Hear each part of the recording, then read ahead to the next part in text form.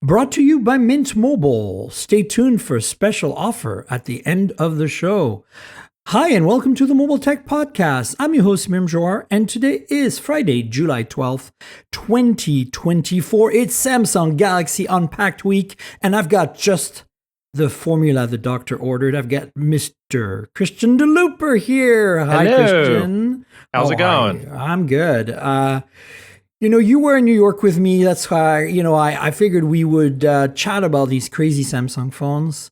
And not just phones. This was like a whole ecosystem play, right? That was the thing that surprised me the most.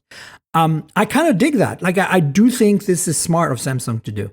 Yeah, I think it's cool. It's tons of new stuff came out. Couple phones, couple wearables, couple earbuds, et cetera, et cetera. Yeah, good stuff. Yeah, so we've got together a lot of it here. Yeah. I pieced together everything that they released except for one device. So here's the Flip 6. So that's in case you're wondering what I got the Fold like. here. Yeah, and I've got the Fold in pink, which is kind of cool, like that. And it's got blue and pink. It's very nice. Yeah, it's very gendered. I don't know. Maybe they did it on purpose. Look, it's great.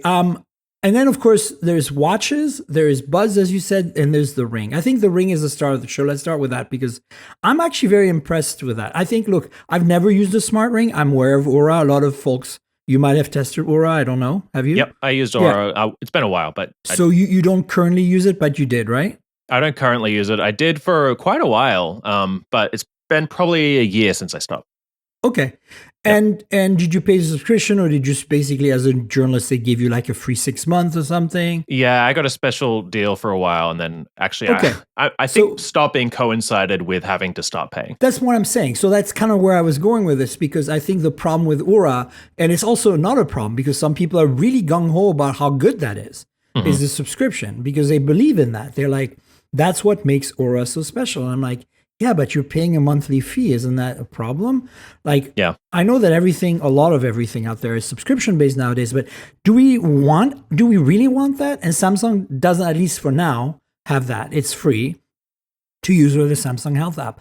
And it's very expensive, I think, $399. But at the same time, like when I looked at it, objectively, I'm like, that's a lot of tech packed in such a small form factor, right? Yeah. Yeah. I mean, it seems like the stuff it can track is more or less on par with Aura. I forget how much the Aura costs up front. Is it like $300 or something? Yeah, it's a little cheaper, I think. They're probably subsidizing it with subscription. But look, also it's Samsung. They can price it any way they want. Look, I love Aura, right? Like I appreciate the underdog. You know me, I'm always about the underdog.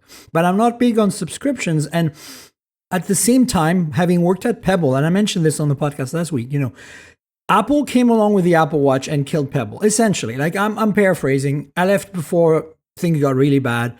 But a lot of it was also because, we couldn't, get the parts in volume to make a product that was competitive, right? Like, the display in the Pebble round is the same. It's a square display under there. It's the same display as in the normal Pebbles, right? Because we couldn't, you just didn't have the numbers. And I think Aura seems to me maybe in a little better shape than Pebble was. But I kind of feel like having Samsung come out with a Ring legitimizes it even further, and it might hurt Aura, perhaps. I hope not. Like, I think Pebble was hurt by not just because it was Apple on the watch that made it was superior in many ways, but it's inferior in some ways. But it was also because, our CEO was not really having a strategy around like what to do, right? Sure.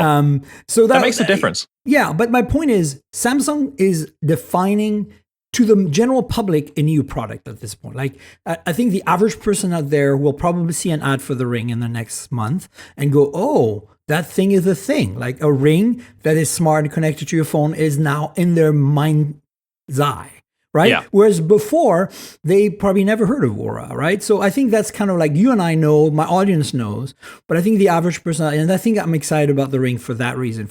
It's a little pricey, there's no subscription, so that's minus and plus. But at the same time, I think the big plus is it's a Ring that will run on any Android device that is made by a big company. It'll be supported for a long time.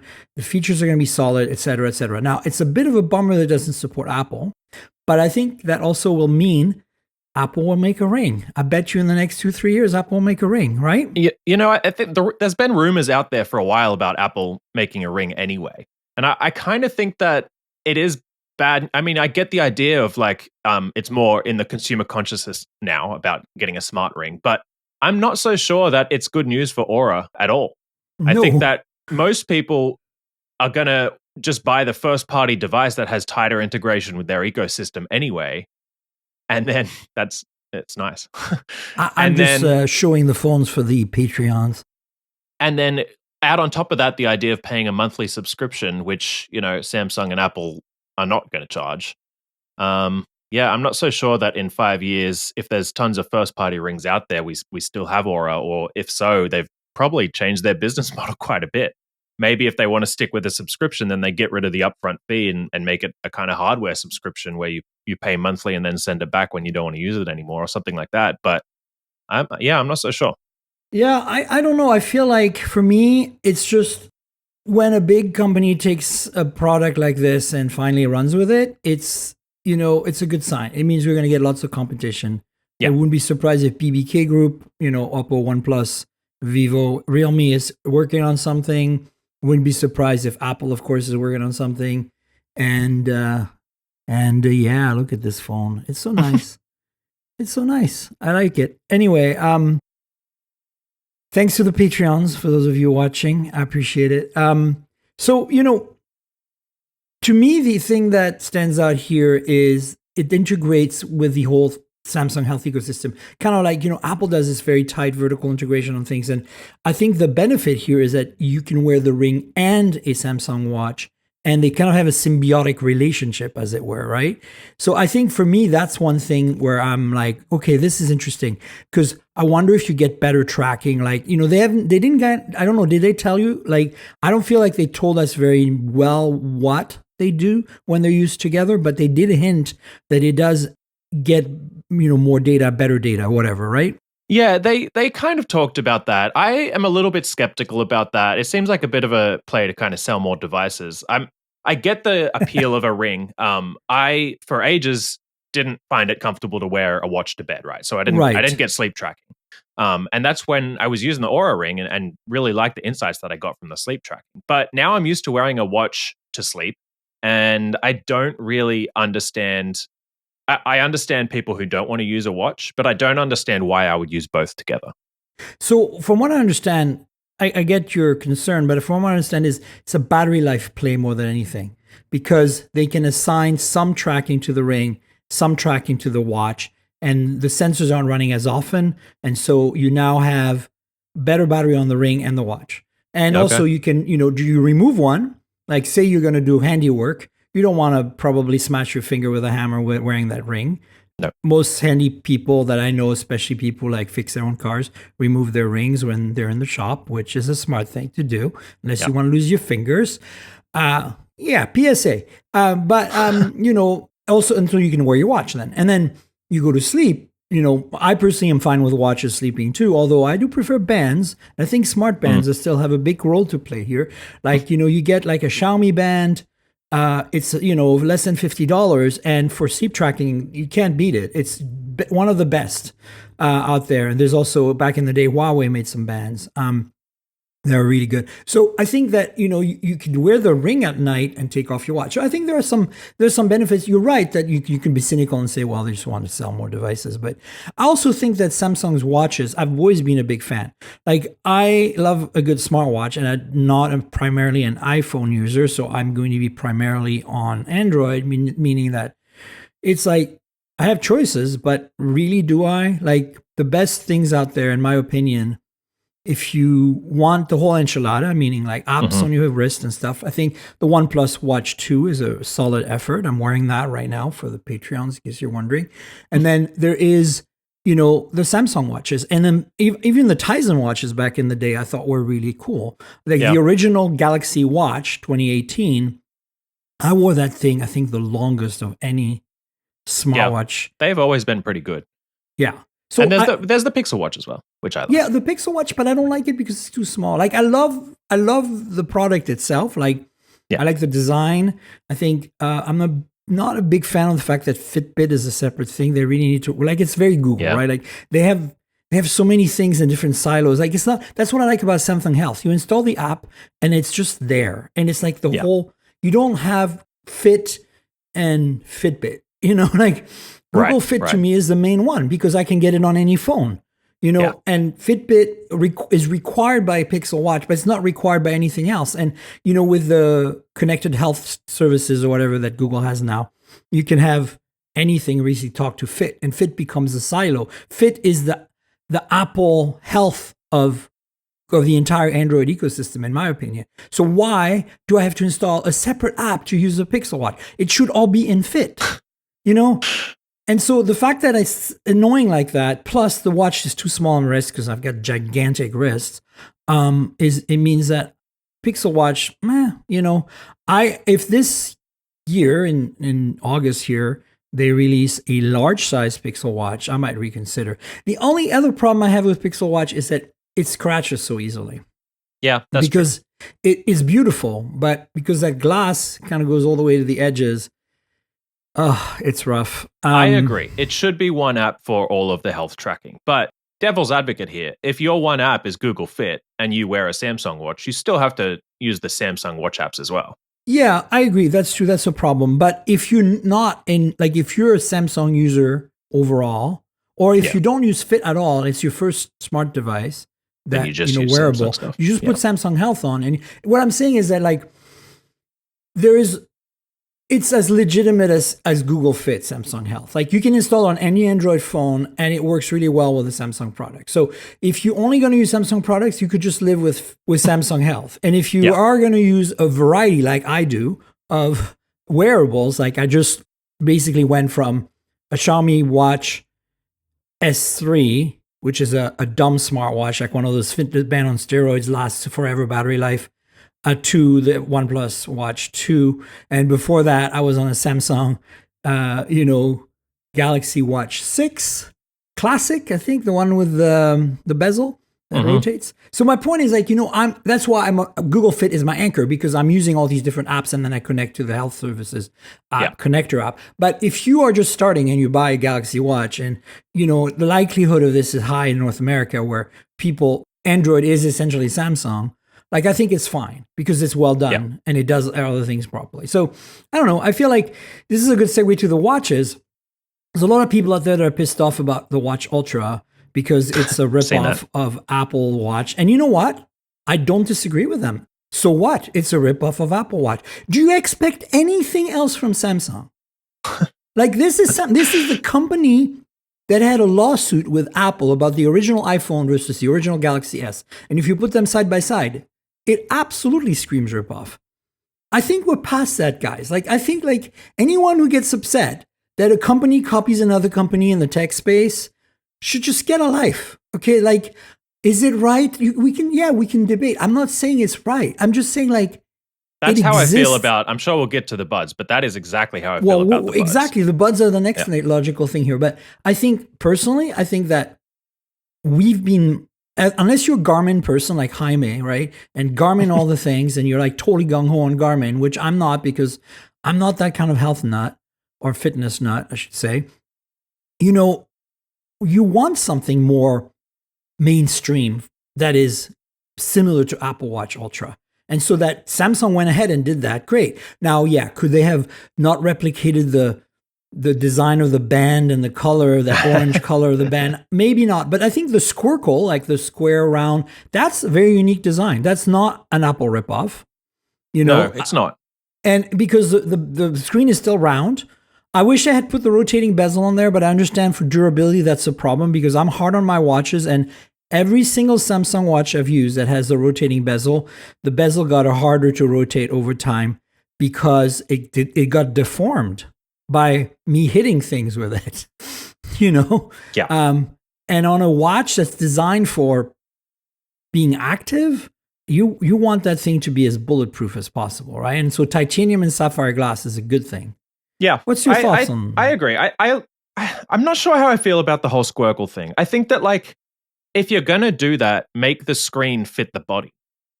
I think Ooh, you want it's a the little bit screen to weird. actually follow the shape of it. That would be cool. Samsung could probably do that too. They could. And I mean, I like the colors. Yeah, the band is very similar. Are you wearing it right now? I'm wearing it right now. Yeah, Got can you it in show it? There orange. you go. Yeah, Because I don't have one. try. Oh, that's fine. You got it. The crown or the new button that initiates workouts, it rotates, but it doesn't do anything when you rotate it. That sounds like the OnePlus Watch 2. Yes, which it's is silly. sad.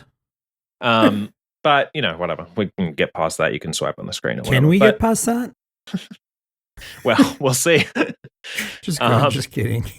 Yeah, so I like it. I am a fan of a chunkier watch. On my other wrist, I have the Apple Watch Ultra right now, and that's the watch I wear. Double ultra-ing. Double ultra. Oh my God, that's amazing. Oh wait, your Apple Watch Ultra doesn't have an orange band on it? What's wrong with you? I just wear this comfort.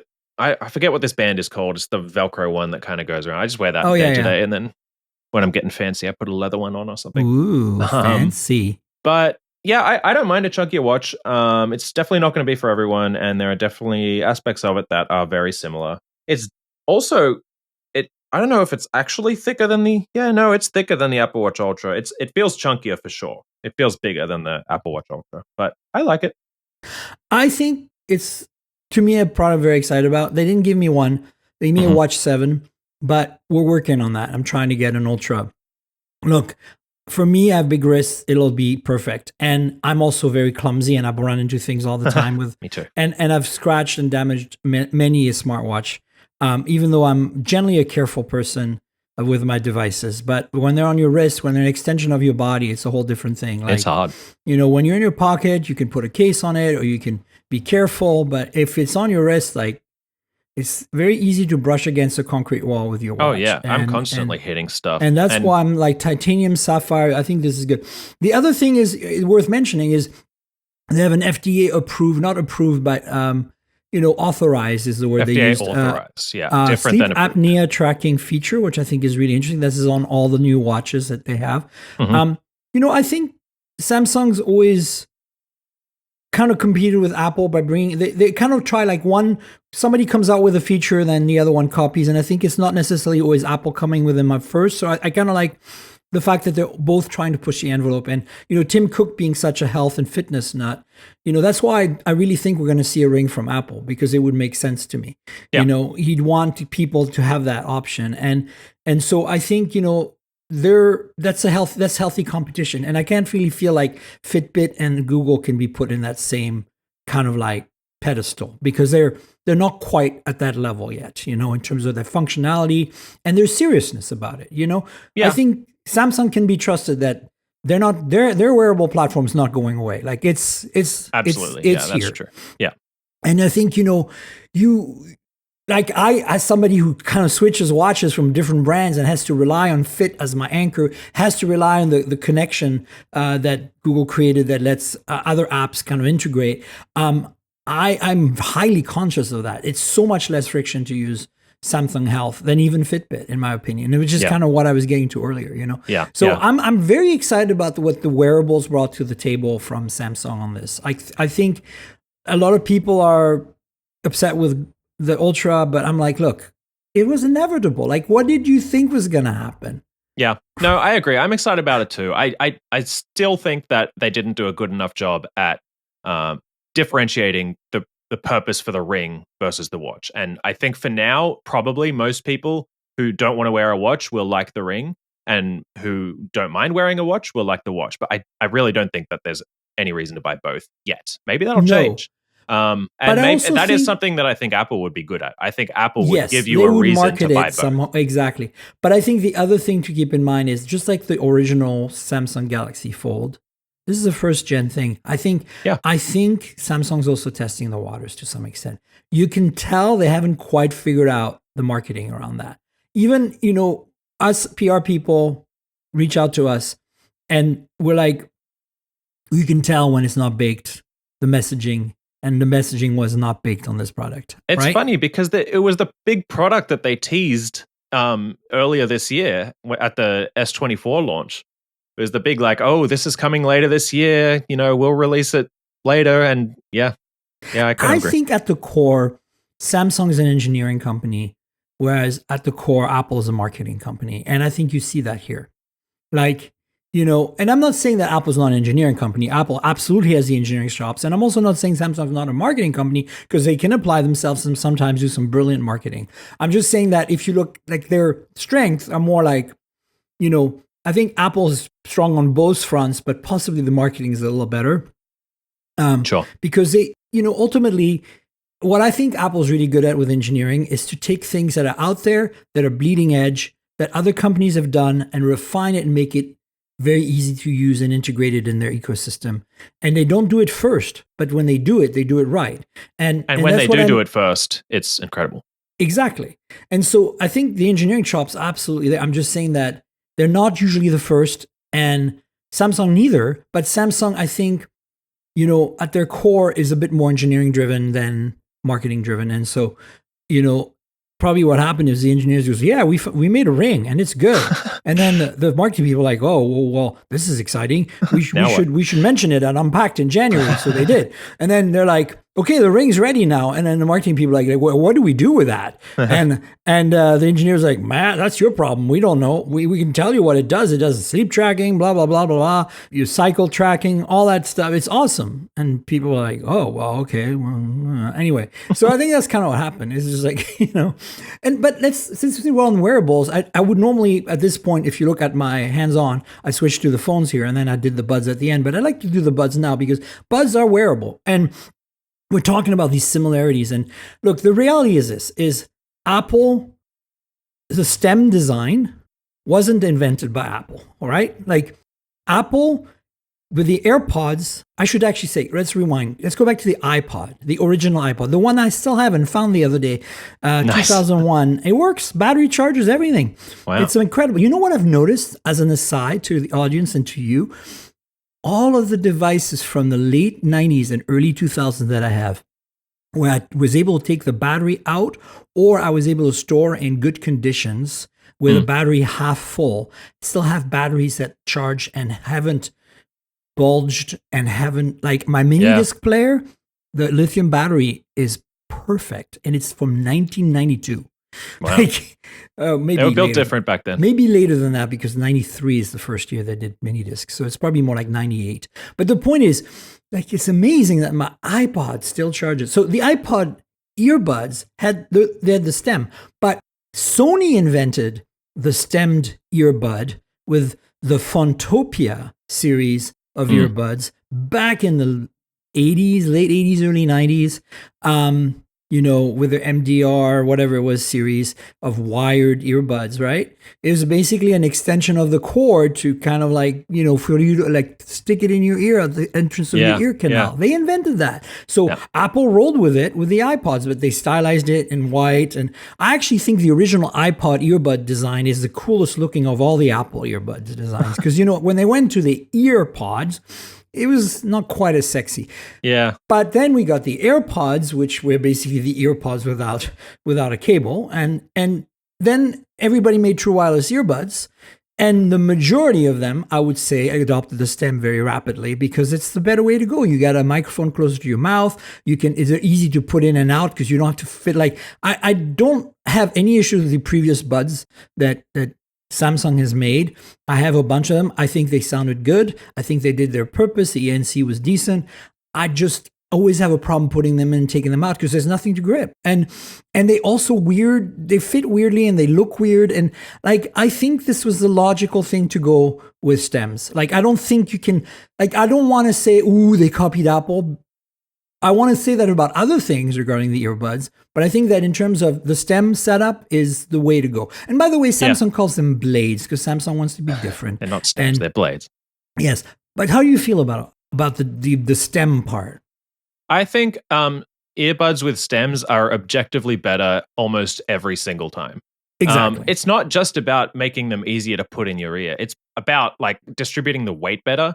Those nothing earbuds, they fit so well. They're so comfortable. Oh my God, they're the best right now. Both of them. They're really good. For the money, like I keep telling people this, like my editor at Hot Hardware was like, when I told him about the Samsung buds, He's like, "Oh, you should get them." I'm like, "Dude, I'm gonna try, but like, I don't really care." And he's like, "Why not?" I'm like, "Because I got the ears."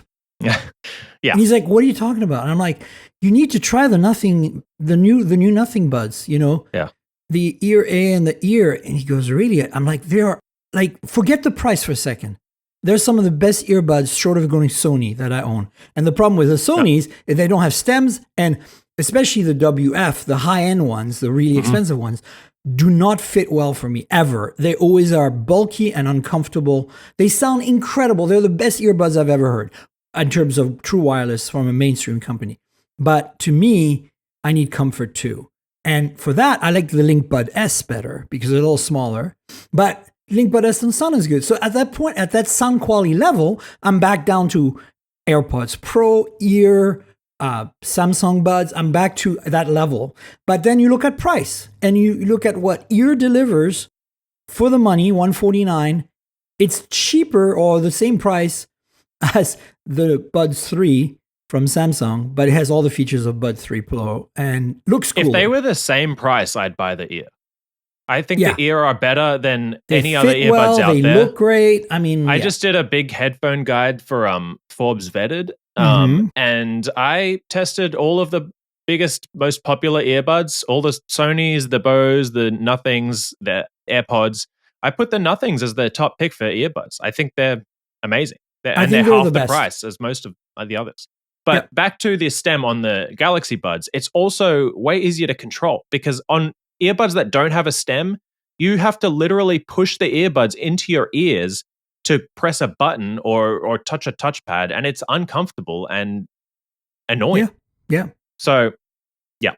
And then they both have, the ear don't have touch, they only have squeeze. The OnePlus Buds 3 only have touch. So these have both, which is great. So you can use, you swipe your finger for volume, but you need like squeeze for play pause. Like I like that they have both. That's the only thing on the ear that I wish I had is a way to swipe for volume. And they don't have that. So, okay. But look, those buds, you can't be mad that they're stemmed. And at the same time, based on previous experience with Samsung buds, they're going to sound good. I have no doubt. But do I want to spend $249 on the Buds 3 Pro? No, absolutely not. Not when the ear exists, and forget it. You'll take my ear out of my dead hands. That is so good. Yeah, I haven't tested them yet. I've been setting up the watch, and I had issues setting up the watch, so it took ages this morning. So I haven't actually tested the earbuds yet. I've just looked at them, and I don't have them yet. I'm pretty excited to check them out. And I'll have a review up in PC Mag of both of them. Sweet. All right, let's talk about the phones because there's What's that? Okay, look. In the absolute, taking away the competition, these are good. I mean, these are good phones no matter what. Samsung makes good phones. There's no doubt about it. I would rock a Samsung flagship anytime. Even an A series is a solid phone. I have no issues, but we need to be more critical than that. And I think in the absolute, these are definitely the best folding phones that Samsung has made in many, many ways.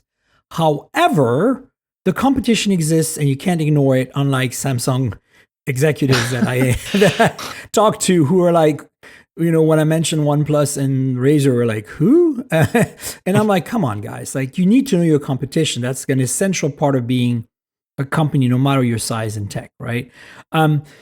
So here's what's new. With the Z Fold 6 here, you've got Snapdragon 8 Gen 3, of course, and then you have a brighter inner display up to 2600 nits. And then you have this much more, let me turn on the front screen for the Patreons, squared off design. You see that? It's very much like an S24 Ultra, which I really dig. I love square phones like the Red Magic 9 and stuff. And I think it looks much better than the previous phones because of this new industrial design, but also it's slightly wider, less tall, so the aspect ratio is more rectangular, more square, I guess. And it honestly makes, even just 3 millimeters makes a difference. It's not as wide as a OnePlus Open still, not as, it's taller than a OnePlus Open, but It is a step in the right direction. It's also almost as thin as a OnePlus Open if you don't count the camera bumps. It's getting there. And it's lighter. It's 139 grams, which is the same weight as an iPhone 14 Pro Max from 2 years ago. So I don't bad. mind that it's not as wide as the Open. I really like the Open. And I think the Open's the best one. So yeah, the Open's great. But I'm not mad about it that it's slightly narrower. Yeah, it's easier to use with one hand. That's for sure. Yeah, I like what I'm seeing. I'm just saying that the only two updates are Snapdragon 8 Gen 3 and 2600 nit main screen for $100 more, and $18.99 now is a lot of money. And I would like to add that the camera system is essentially unchanged.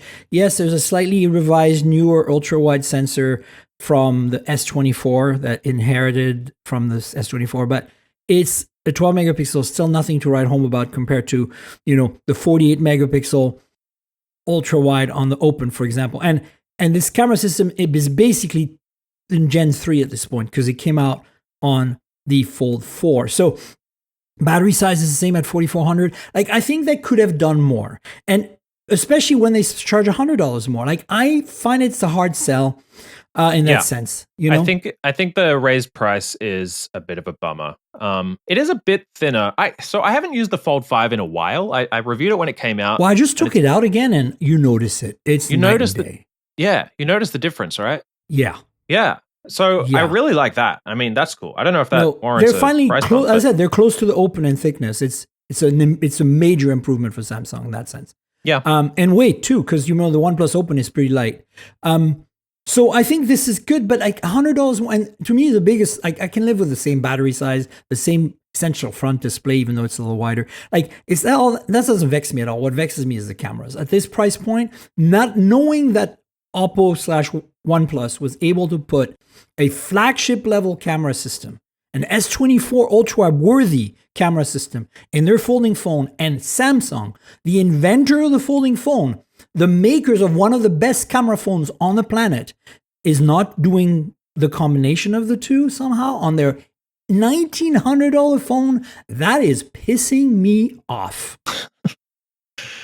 I'd have to wonder if that would add much thickness.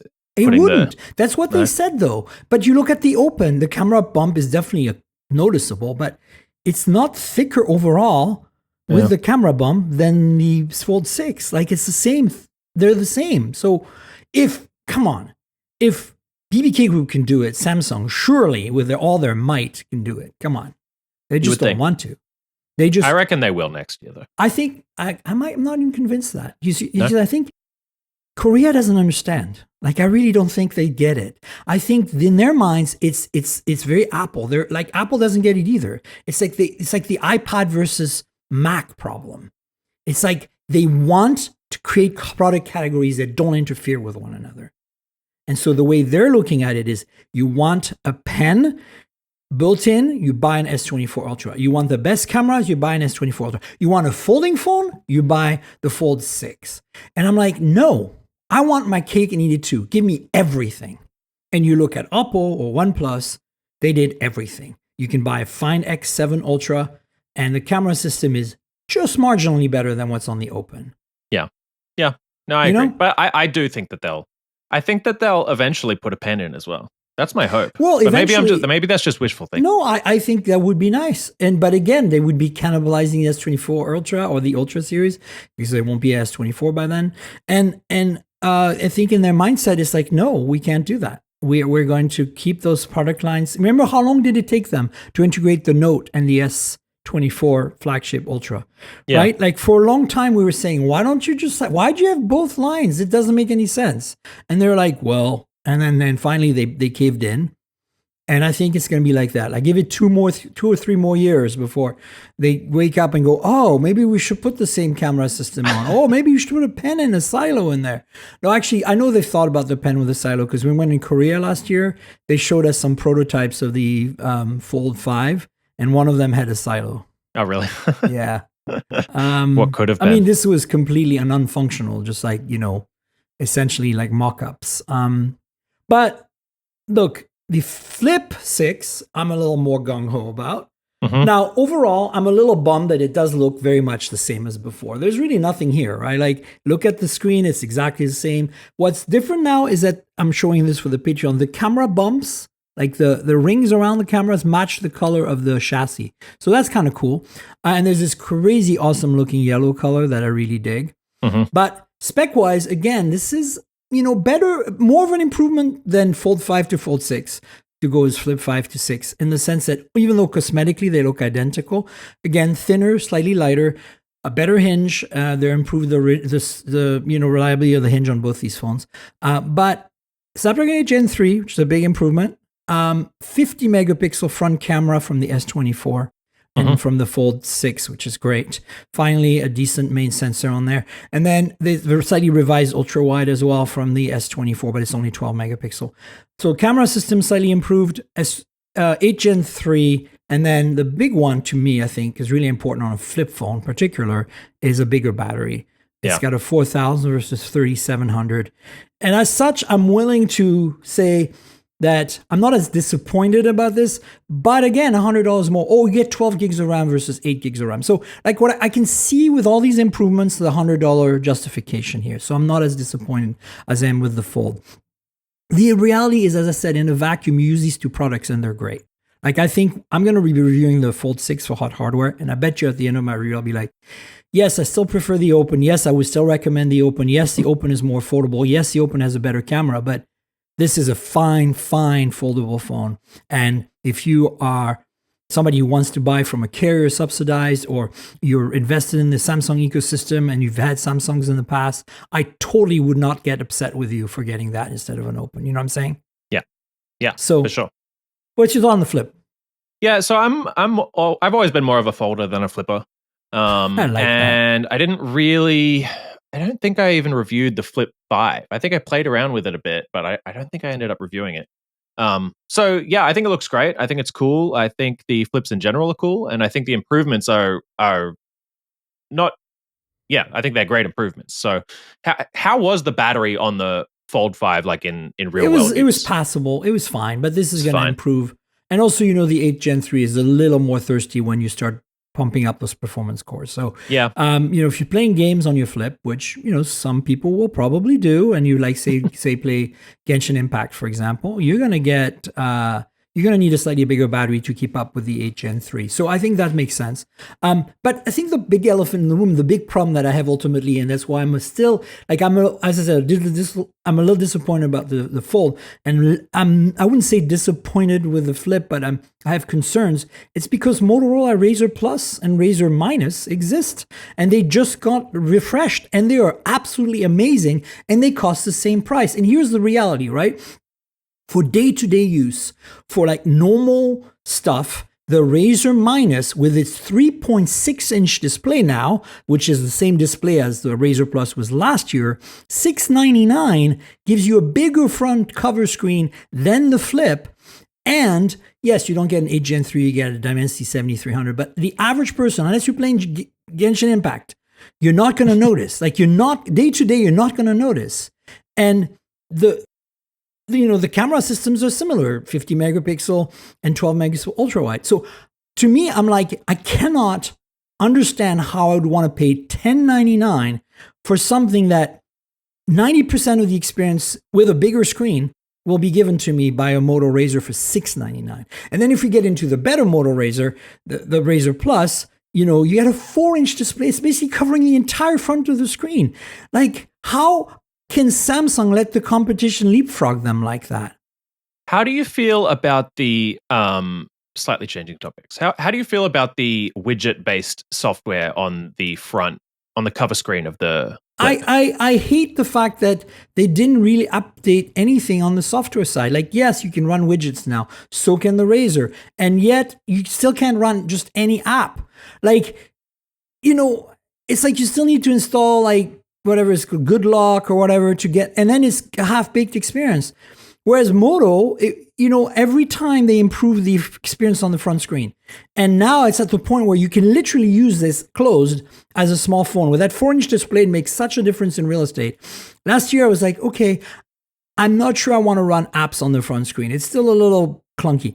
But this year, I was like, you can use the Razr Plus at least, basically closed as a normal phone, and did double the battery life all of a sudden because you're using half the display, basically. Yeah. It's insane. Like, it's so well done and I think that's why I'm saying, why is Samsung letting that opportunity slide? Why don't they make a 4-inch full front cover display and then give us full app support in the front? They don't try. And my point is, I think that they're not incentivized to try with these two phones because they feel they invented. I mean, this is the words from their exec. We invented the folding phone. We are the main player in that field. We're not concerned about the competition. We're just going to cruise along. I mean, I'm paraphrasing, but that's basically what they told me, which is insane. Well, I mean, it is a bit insane, but when you look at the sales, it's not really wrong. But did you see the numbers for the Razr? I was really surprised with those numbers that they shared with us. Like, so it turns out that, I mean, I don't think it's in the US, but the rest of the world, it turns out Razr is really popular. Like, wow, who knew? And look, I don't think Moto's ever going to catch up with Samsung in the same way as OnePlus will never catch up with Samsung for the Fold, right? But at the same time, like, come on. Like, I hate that Apple and Samsung just are resting on their laurels so much. Like, the incremental improvements on the iPhone every year. Like, yes, they're really great phones, but they could be so much greater. Like, what's stopping you? Like, be the leader. You're not leading. You know who's leading? China is leading. Sure. And that's just like, you look at the Xiaomi, 14 Ultra that I have, and it's like, that is a camera phone. That is how you make a camera phone. You look at the OnePlus Open, that's how you make a folding phone. You look at Moto Razr, and Lenovo is Chinese, that is how you make a flip phone. And why did that have to point at these companies as the leaders? And remember Huawei back in the day? Like, they were going to eat the world before the sanctions. I can kind of understand why they put the sanctions down, because they couldn't compete. There's no way they could have competed. If that Huawei Note, whatever, had come out on AT&T, at that CES, remember? I think the world would be a very different place in the smartphone right now. I think Huawei would be number one, even in North America. Yeah. It's crazy. It's crazy. Sorry, I just had to rant about this. Anyway, let's talk about some news real quick. CMF Phone 1 is out. I am so excited about this phone. It looks so cool. Oh my God. And did you hear that they also released specs how to 3D print your own covers? No, I didn't hear that. Yes. So cool. I'll put a link to that. I think that just slipped through the cracks when I put together my topics, but I was looking a bit deeper into it yesterday, and I was like, oh my God. So basically what happened is Calpay had an exchange on Twitter with someone. This is very Elon Musky, but not in the bad Elon, the good Elon. If there is a bit of good Elon left, which I don't know for sure. but like, somebody said to Carl, hey, like, is there any way I can get a custom case made? And he's like, oh, well, let me fix that. And then like an hour later announced like, we've published like open source, print files for 3D printers to create your own. So there you go. Problem solved. Anybody can make a cover now. So that's super cool. CMF Phone 1, let's talk about it. $200 phone. Okay, let's let sink in. For those of you abroad, you know what you can do with $200. We've seen some Redmis, some Pocos, some Realme phones out there that are really great. So you can make a decent spec phone for $200. But for those of you in North America, you're probably picturing some Moto G special from Cricket Wireless right now. And I don't blame you, because those cheap Moto Gs that are just 4G phones with MediaTek Helio chips are kind of garbage, mostly because the software is not optimized and they use 720p IPS panels and crappy tiny 50 megapixel sensors that are horrible with just anyway, you know what I'm talking about. Or like HMD Nokia, crappy phones. Now imagine a 6.7 inch, 120 hertz AMOLED 1080p panel. Imagine a Dimensity 7300 proper mid-range chip. It's the same chip that's in the Razr Minus from Moto, the basic Razr 2024. It's the same chip that's in the Reno 12 series. Give you an idea, which is the upper mid-range of Oppo. Now imagine micro SD. Imagine, Nothing software. Imagine a beautiful design with a modular removable back panel case. Imagine now the negatives that there's no OIS on that 50 megapixel camera. What do you expect? Imagine there's no NFC. That one I'm a little bummed about because it costs $1 to put in a phone and like BOM. But you're trying to save money, so maybe I get it. They removed NFC. But it's look, basically a single camera phone. I mean, there's a 2 megapixel there's depth a sensor there, but it doesn't really count. don't Yeah, let but that look, fool you. for $200, I think if that software experience, I think the whole experience is going to be solid.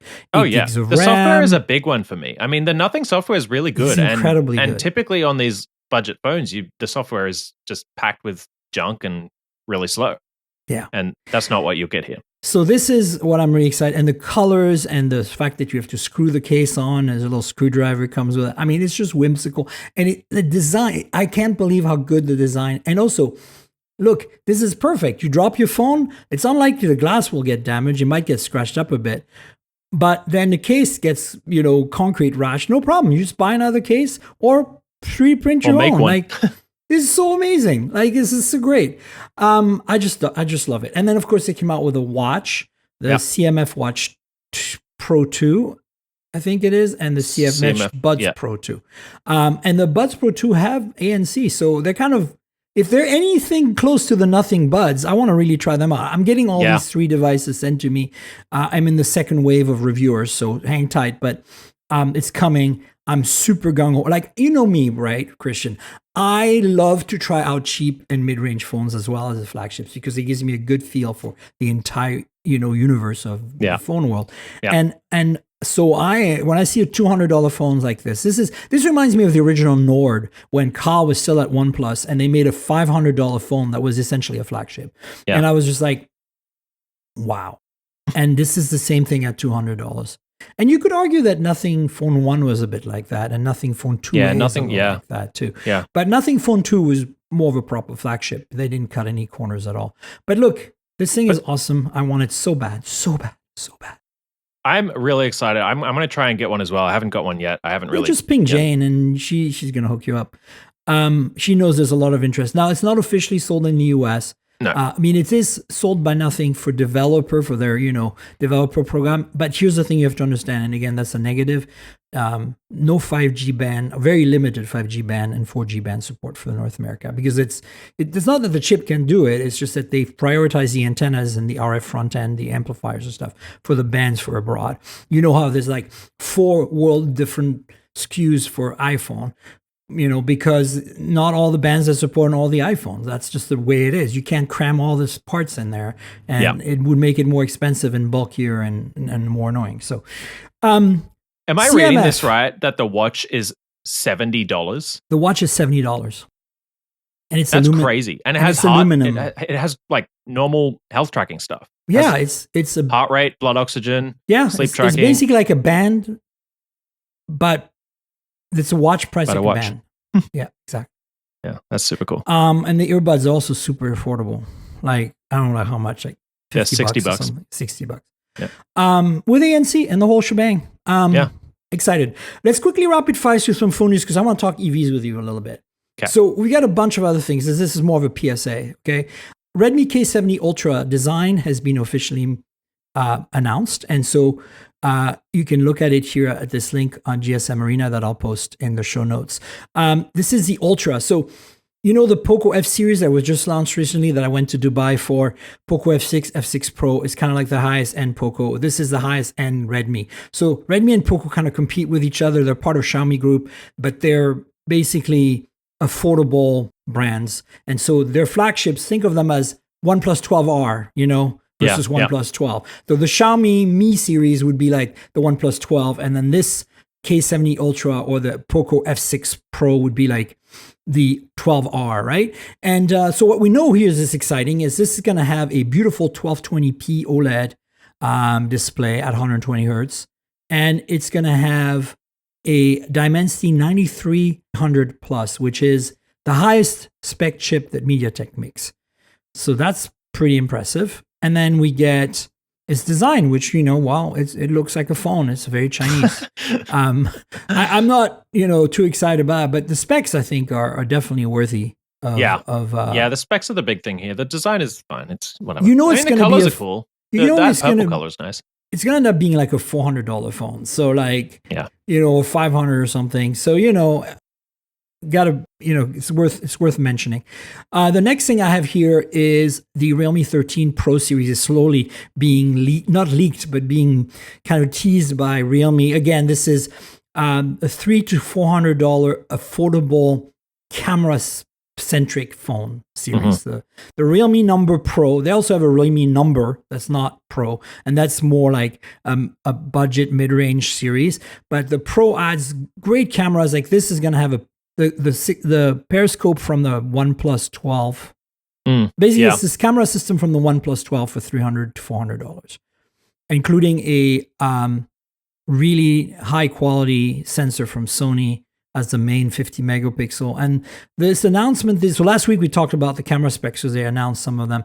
This week, the design is inspired by Monet and blah, blah, blah. Again, Monet gold and Monet purple. It's fine. By the way, but the green isn't inspired by Monet. It's emerald green. I have the 12 Pro and the 12 Pro Plus that came out in January. And I would say that design-wise, it's very evolutionary based on that. That camera pod that's very OnePlus open was already on the Realme 12 Pro and Realme 12 Pro Plus 6 months ago. So, but there it is. The last thing we have, I'm a bit more excited about this one because you played with the Magic V2. I did not get to play with the Magic V2. I mean, I did touch one, but I didn't review it like you did.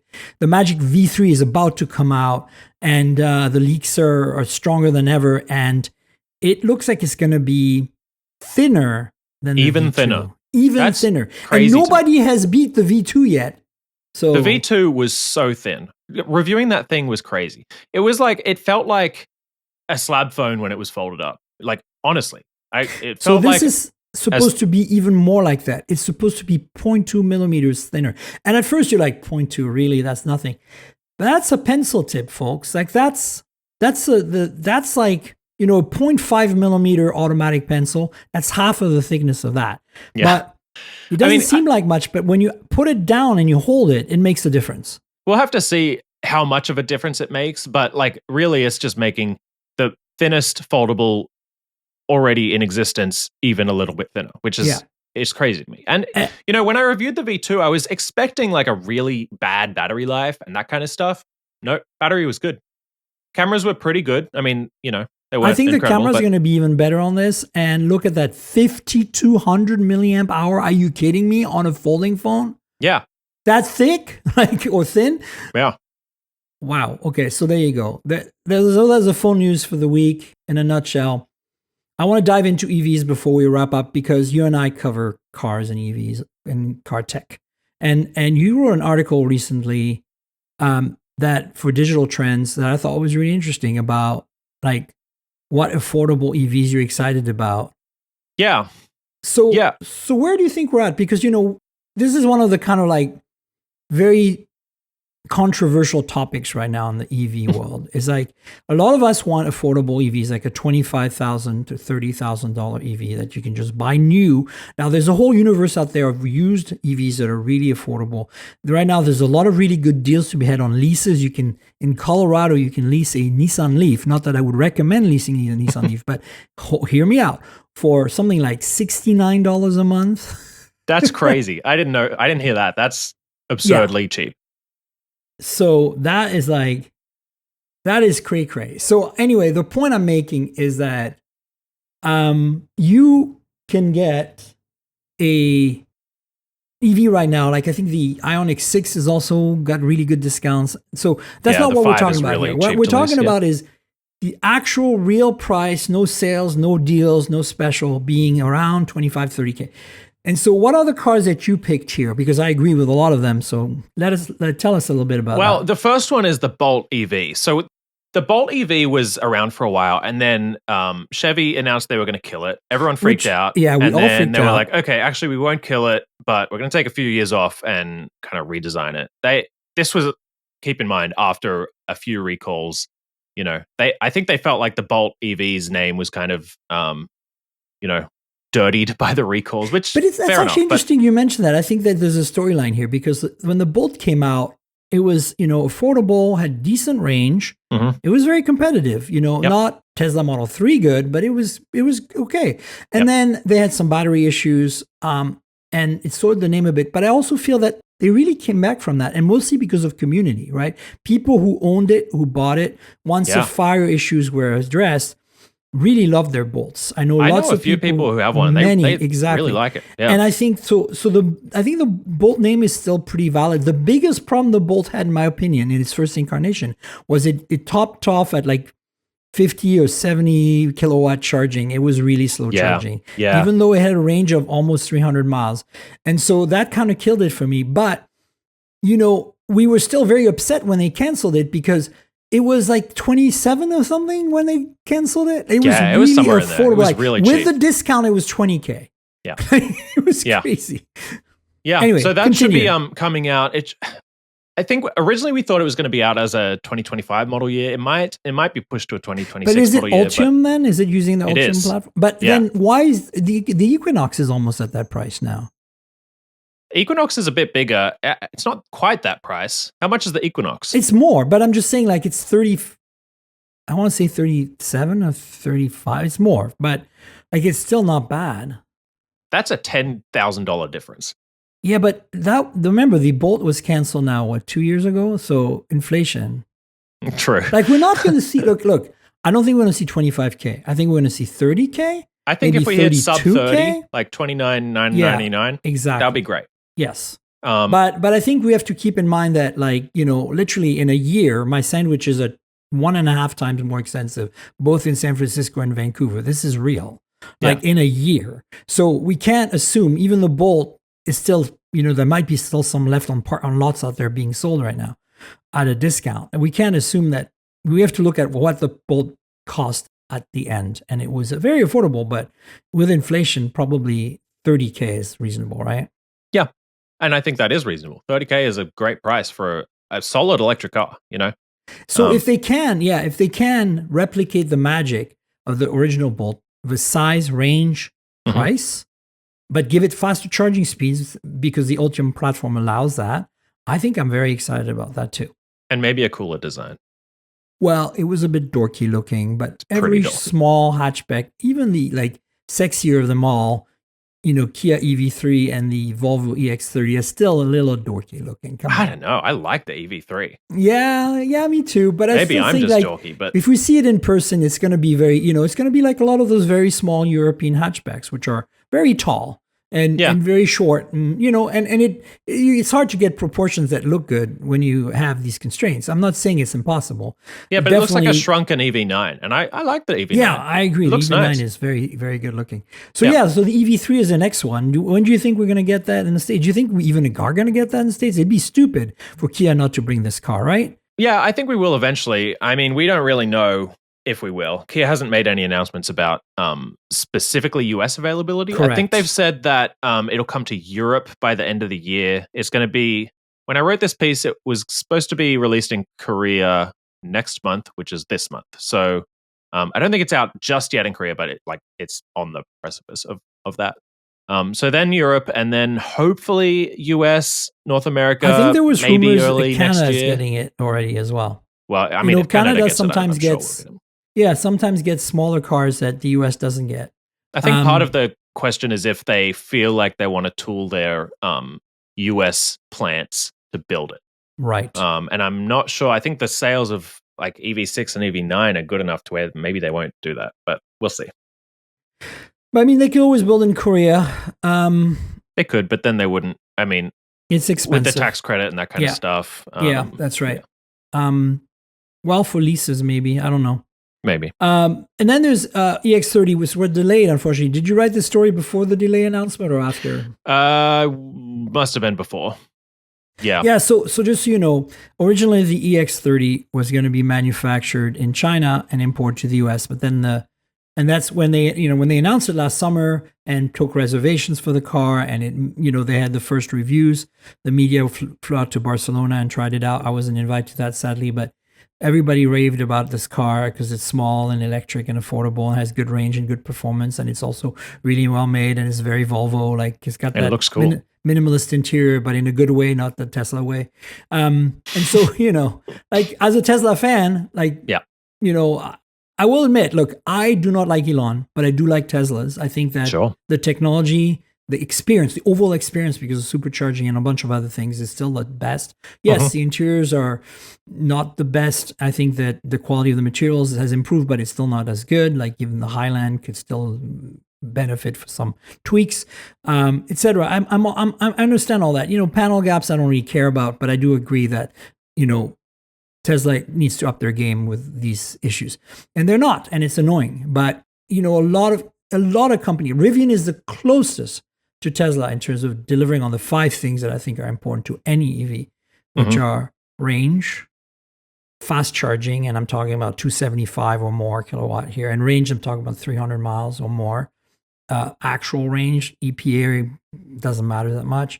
Yeah. The third thing is it has to be a full-on software-defined vehicle with zonal architecture. What else? There was advanced ADAS, and I'm not talking about full self-driving here. I'm talking about level 2 plus, like Super Cruise type stuff, or hands-free maybe. Hands-free like highway Blue driver. Cruise, yeah. And then the fifth was, I can't remember. There was a fifth. But the point is that the EX30, because it's made by Geely, Chinese manufacturer, Geely, whatever. Yeah. It's like Polestar, right? Their parent company is Geely. So I think these cars fit the bill. They're the only cars right now that are software-defined vehicles that have this, no, definitely, really from the ground up EV design. And so I'm excited about the X30, but then they delayed it because of those tariffs that the government in the US imposed on Chinese cars. And so now they're going to be manufacturing, I think, at their plant in Belgium. And so it's delayed, and they've offered their people who put a deposit like to refund it or give them a perk if they stick around. I think like a discount or something. Yeah. And all this makes sense because I think, look, if you're an EX30 reservation holder, you stick with it. Like I think the car's coming, just delayed a little bit, but I think it's going to be one of the most compelling. Personally, I would probably pick that over the EV3, but that's assuming that I actually see the EV3. Because I might be swayed because Kia really makes some great EVs. The problem with Kia's EVs is, and maybe the EV3 will change that, but they're not fully SDVs. They're not fully software-defined vehicles. They're still not fully upgradable. They're still not designed from the ground up around the software. And that's kind of like a problem, I think. And the problem, this kind of actually segues nicely into Rivian, because Rivian is now with version 2 of their R1 series, fully software-defined vehicle, using the new zonal stuff. And I think that the R3 is definitely what I'm waiting for. Like right now, I am R3X in particular, and you put that in your list. So what are your thoughts on I think Rivian? That's the car that a lot of people are waiting for. That's kind of the, we still don't know about price. So I put it in this budget EVs that I don't think it's going to be affordable. But like I think it's because Rivian is always going to charge a bit of a premium, but I think it's going to be Model 3 affordable. And right now you can Right now you can buy a Model 3 long range rear wheel drive. It's just they relaunched that model. It was gone for a long time. It was the original Model 3 wasn't dual motor. It was a single motor rear wheel drive with a large battery pack. So it was long range. Yeah. And that's basically what they relaunched just now for, I think, 30,000 after rebate. Okay. So 37 essentially, which I think is for what, and this is the Highland. So you're getting the upgraded interior, the upgraded exterior. I think for that price, that's impressive. I think if they reach that, that'll be good. I'm hoping our Rivian can be like, even if they're less than 40, I'll be happy with Rivian because I think they're a premium brand. I reckon it'll be around 40. I mean, so the R2 is supposed to be around 45-ish. I think they said under 45. We'll see about that. If the R3 is around 40 or a bit under 40, that'll be great because it's. I mean, I haven't driven it. I haven't even seen it in person, but it looks pretty cool. There's a couple of prototypes out there. That's about it. Yeah. I am excited because I grew up in Europe with small hatchbacks, and I kind of dig the kind of retro design they have going there. And also, I know having driven Rivians and knowing their technological prowess and their understanding of making SDVs, software-defined vehicles, they get it. And so they're the closest to Tesla. And right now, if you have an R1 or of any kind, you can charge at superchargers. And it's not just that you can plug in and charge at superchargers like Ford. It will route plan using superchargers and proper, like a Tesla would. Like Ford doesn't have that. Ford right now, if you route plan in the display on a Mach-E, it doesn't include superchargers, even though you can plug into superchargers. So it's kind of like moot, right? You have to use a separate app to plan your trip. That's silly. Whereas Rivian does that. Rivian does let you plan using, the whole system. So it's great. Yeah, but I think what we have to keep in mind is that the R3, there's no release date yet. We're expecting the R2 in the first half of 2026, which means it's we're not getting the time R3 from now. I know. Until at least the end of 2026, probably later than that. And, that's 3.5 years away.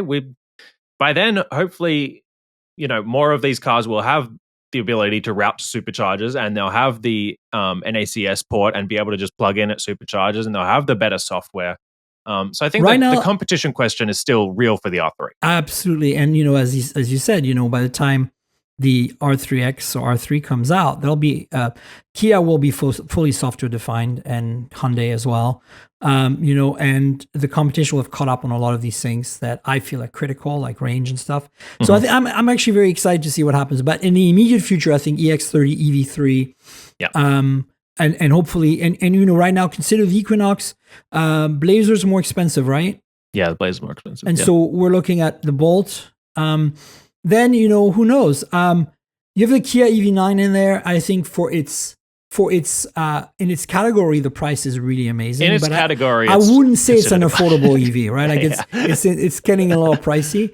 I love it. I started writing this, and I wanted to have a good selection in there, and then I started writing, and I was like, actually, there's not really that many budget EVs coming out, and I think that is a problem. I think that's part of the issues here is that yes, the price of ICE vehicles has gone up, of combustion engine vehicles has gone up, but most people aren't spending, 40 grand on a car, and anything under that is still not really that budget until we hit 25-ish for a new vehicle. And I don't think we're anywhere near that. I think you're right. And then I also think that the used EV car market is going to become a thing by the time the R3X is out, Oh, absolutely. And so, right now you can buy some really good deals on used EVs. Model 3s are going cheap. Yeah, Model 3s. And they're pretty, despite their flaws, they're really great cars. Like, I know I sound like a Tesla fangirl, but I am. Because it's true, it's valid. Like, if you can put aside some of these things, and some of you can't, and I totally respect that. But I'm just saying, I still think overall, right now in North America, the best EV experience is offered by Tesla, and Rivian is a close second. Yeah. And then it falls down a cliff rapidly after that. Look, in the absolute, you get in a Kia EV9, and it's a fantastic experience until you go to charge, right? And that's today. Yeah. I know it's going to change, but the reality is today. And you're going to say, well, it doesn't matter. I charge at home. Well, awesome. Good for you. Then you're set. But I don't charge at home because I can't. And also, I road trip all the time. I just drove my Model 3 from Vancouver to San Francisco. I didn't even think about charging. Yeah. Charging was even a concern for me. I think if you're willing to think about charging and willing to plan it out a little bit, road trips are... But you shouldn't have to. Which is why Tesla wins, or Rivian, or Ford a bit less because you have to use an app. But I'm just saying, the fact that I can get in an R1T right now in New York and drive to San Francisco without a single concern about where I'm going to charge is what we need to achieve on a Kia, on a Hyundai, on a Polestar. I'm a big fan of what Polestar is doing. I think the Polestar 2, especially now in its rear-wheel drive reconfiguration, because it was front-wheel drive originally. There's always been an all-wheel drive version, but the all-wheel drive version, even though it's faster, it doesn't drive as well. The rear-wheel drive is incredible. I highly recommend you borrow a rear-wheel drive Polestar 2 version 2. And alongside that, the Volvo C40 and XC40 have been redone as well to be a rear-wheel drive. Yeah. Same platform. Unbelievably good drive for the money. But I'm very gung-ho about the Polestar 4 right now. I think of the upcoming near future, not as far as R3, but closer to us, near future to me, the car I would go into, even though I'm a Tesla fangirl, I don't think I could give Elon my money. So if I had no qualms about, no ethics, I say I would just buy a Model 3 Highland Performance. That would be no brainer for me. But if I do want to have these qualms, then it's going to be a Polestar 4, I think, for me, performance. To hold me over until the R3X, because I want the X. Absolutely. I'm just going to go nuts and get the best one you can. Yeah. So that's kind of where I'm at. But I think your article is really interesting in that sense that, you're looking at kind of a holistic view on what's available now. And it's hard. It is hard. And I think the question of charging is something you and I disagree on a little bit. Maybe if you're considering a Tesla, then maybe you don't need to worry about it as much. But I still think that unless you can charge at home, you should not be considering an EV right now. I think it really depends where you live. Like if you live in an urban environment where there is a lot of options for charging, like San Francisco, for example. I mean, it's not the only city. I think it's true in other places.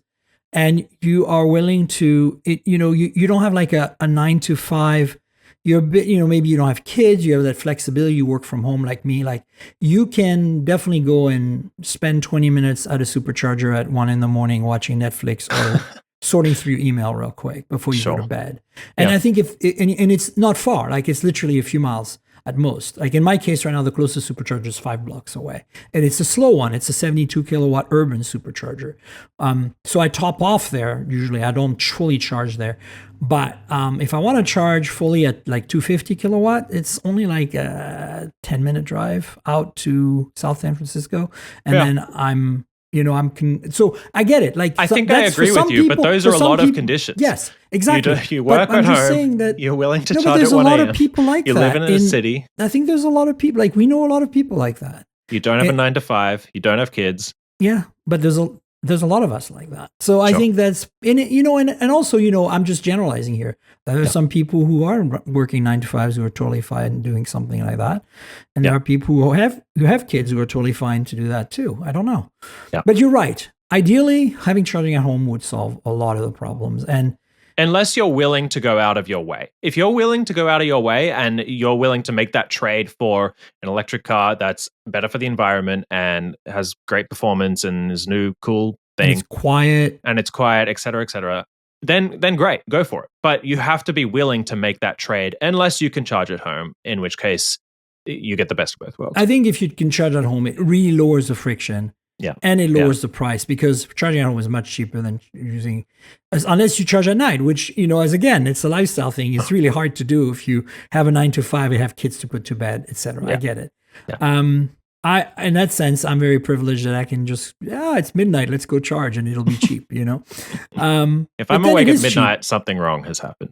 At the same time, if you look at the price of my trip from Vancouver to here, charging in the daytime as needed, driving down, I spent less still with supercharging than I would have spent driving the average gas car, the kind of car that I would want to want. It depends on the car. A car that matches the performance of my Model 3, I'm saying. Sure. I drove like a maniac.